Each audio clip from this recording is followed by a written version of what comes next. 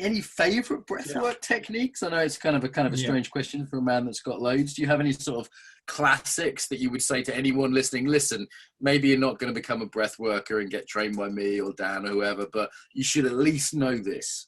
Would you have a kind of like these two or three tools? I've got a couple. Everyone's toolkit. Yeah, I've got a couple, even three. I'd say first of all, as just a breath awareness, a level 1 breath awareness exercise, is to know that the lungs are like a balloon. They don't just come forwards and upwards. But if we take a breath, that's kind of what we do, right? We stick our chest out or our belly and we raise our shoulders a bit like that. But we don't consider that there's other possibilities that are happening there too. And so I call it the balloon breath, which is just, first of all, to take a big inhale and to experience your rib cage open sideways for the first breath, and then so inhale and expand sideways, and you can discover, oh yeah, there's something that wants to move sideways there, but I never thought about it before.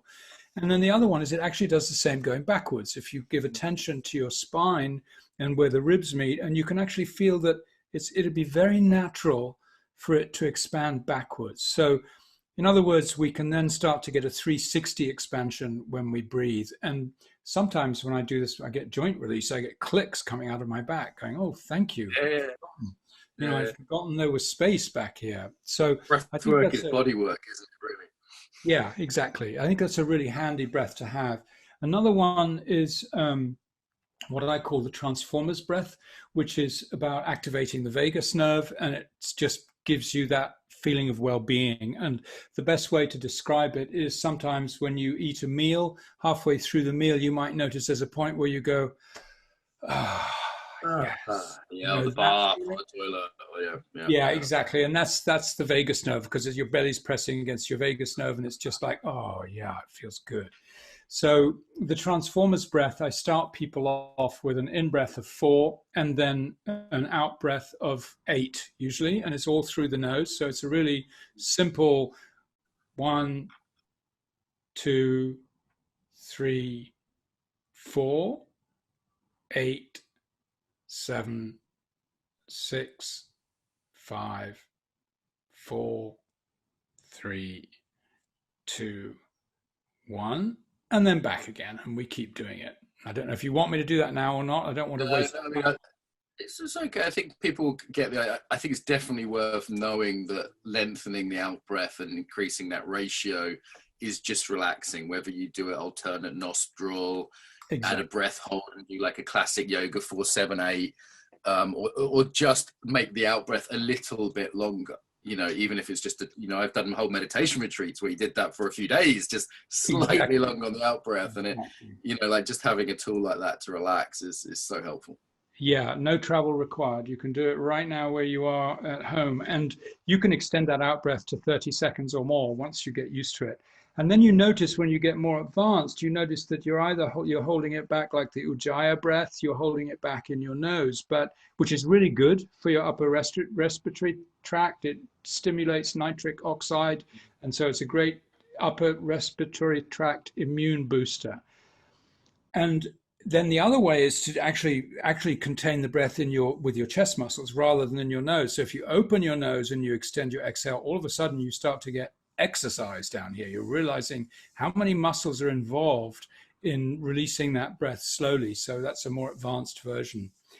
And then the final thing I could suggest that I think is wonderful and I see helping a lot of people is a normal conscious connected breath, which is the one that we use on Sundays and out in the public domain most of all. And that it looks like this. We do it through the mouth and it looks like this.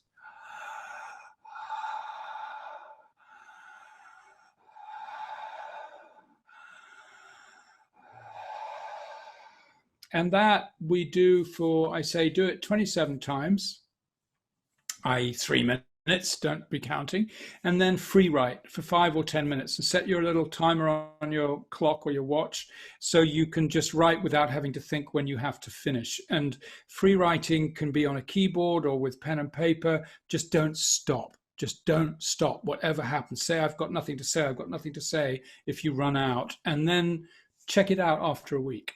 And that's what I'm, and after a week or 10 days, you start to look back and you see little golden threads in there that were hidden. You didn't really realize there was a connection between one experience or the other. But the key is to be able to feel okay about releasing the junk so you can get to the jewelry that lies in the middle of it somewhere. So don't censor, just write, just keep writing, let it be shit, it doesn't matter. And then go look at it later and see what it brings up for you. I've been really up the breath work I've been doing it for a couple of years, but I've really upped it the last couple of months, just while we've had this, thing going on. I thought it'd be good for my lungs and this sort of thing. And I expected the increase of energy, but what I didn't expect was the increase of creativity. Yeah. I've just had a huge amount of creative juice, creative flow over the last couple of months. And I don't think it's used so often in that kind of way, in terms of creativity. I think people tend to use it, stress, anxiety, maybe depression, with the more kind of, oxygenating kind of breath. I think for most people, anxiety would make total sense. The therapeutic stuff is a bit less common, and like creativity work, I'm not even thinking of it therapeutically. It's just unblocking ideas somehow, and the book is flowing, and this kind of thing. Yeah, well, I think that is therapeutic, of course, isn't it? It's our natural opportunity to be in that place. I find that breath work is dehypnotizing. It sort of withdraws us from this hypnotized stupor that we live in and gives us a chance to review things in a different way.